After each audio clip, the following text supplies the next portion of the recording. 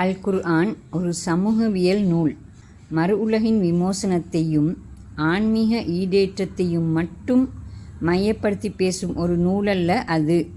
சீரான சமூக வாழ்வை உருவாக்க அது முனைந்து நிற்கிறது. சீரானதொரு சமூக வாழ்க்கையின் மீதான ஆன்மீக உயர்வும் மறு உலக ஈடேற்றமும் அடையப்பட முடியும் என அது நம்புகிறது.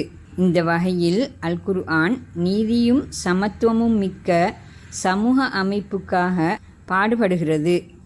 அதற்கான கோட்பாடுகளையும் வழிகாட்டல்களையும் அது முன்வைத்து அத்தகைய சமூகத்தையும் இறுதியில் தோற்றுவித்தது. இந்த வகையில் அல் குர்ஆன் ஒரு சமூகவியல் நூல் என்ற இந்த உண்மையை மறந்து அதனை விஞ்ஞான உண்மைக்கான நூலாகவும் வரலாறு அல்லது இலக்கிய நூலாகவும் காட்ட முயல்வது அல் குர்ஆனின் அடிப்படை இலக்கை விட்டு வழிபிறழ்வதாக அமையும்.